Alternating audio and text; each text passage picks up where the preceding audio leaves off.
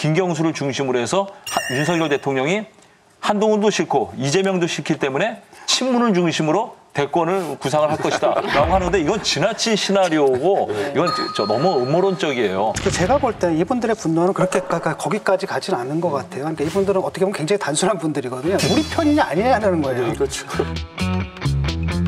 그냥 왜 우리 편 아닌데 풀어줘.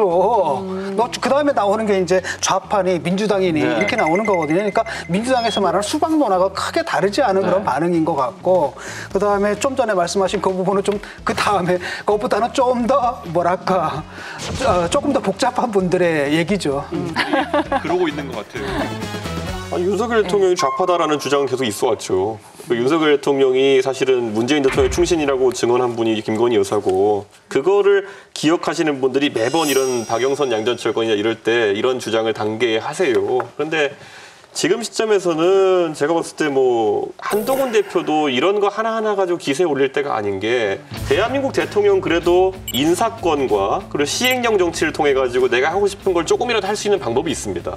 그런데 한동훈 대표는 여당 대표로서 입법권을 활용하지 않으면은 내가 하고 싶은 걸 할 수 없는 상황이거든요. 그런데 본인의 탓은 아니지만 윤석열 대통령께서 거부권 정국을 만들면서 야당과의 합의 처리는 아무것도 못하게 돼 있어요. 그래서 한동훈 대표는 지금 본인이 어떻게 정책적 수단을 관철할지에 대한 도구가 없는 상황이거든요. 그래서 마냥 이번에 한 일합을 겨뤄가지고 윤석열 대통령한테 뭐 약간 잠깐 이렇게 타격을 입혔다 이런 게 아니라 앞으로 어떤 수단이 있을까? 지금 작은 승리에 만족할 때가 아니다 이렇게 봅니다. 저는 그 대통령실에서 대통령의 고유 권한이다 이런 말을 딱 나올 때 이게 뭔가 좀 잘못됐다는 느낌이 들거든요. 당연히 대통령이 고유 권한이죠. 근데 그 고유 권한을 잘 행사하시라는 말씀인데 이걸 딱 잘라버리는 거잖아요. 근데 문제는 뭐냐면 조금 제가 좀 뭐랄까 우려되는 바는 바로 이거거든요. 이게 여기서 끝날 것 같지는 않다. 매사에 이럴 것 같다라는 거예요. 그리고 그렇다고 해서 대통령실에서 그럼 당대표의 고유 권한을 활용하려고 하면 그걸 봐줄 것이냐? 아닐 거라 봅니다. 예를 들어 제가 예전에 저 쫓아낸다 알리칠 때 제가 당에서 혁신위를 구성해가지고 혁신위를 운영하겠다 그랬더니만은 그걸 왜 마음대로 하는지 불쾌하다라고 대통령실에서 이제 공개적 메시지를 냈거든요. 그 혁신위 구성한 건 당대표의 고유 권한이거든요. 대통령이 상의 안 해도 되는 거거든요. 고유 권한 얘기하기 시작하는 순간 싸우자는 거죠, 이거는. 네. 좀 음모론이긴 하지만 전대 때는 한동훈 그 당시 후보 보고 좌파설이 있었고 또 지금 또 윤석열 대통령을 두고 좌파설이 돌아요. 원조가 이준석 대표였잖아요. 이준석 좌파란 얘기 있었나? 이준석 좌파설은 한 번도 못 들은 것 같은데요. 그러니까 민주당 프락지설입니다. 이게 좀 약간 다른데.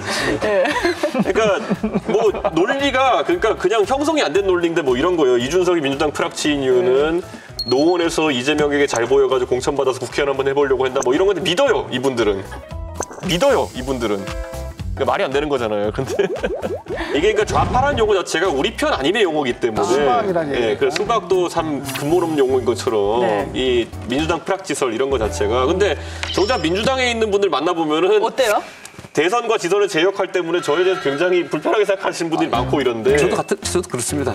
가장 민주당의 위험한 분이 이준석 의원님이 가장 위험한 분이라고 생각합니다. 민주당에서 검증 좀 해주시죠.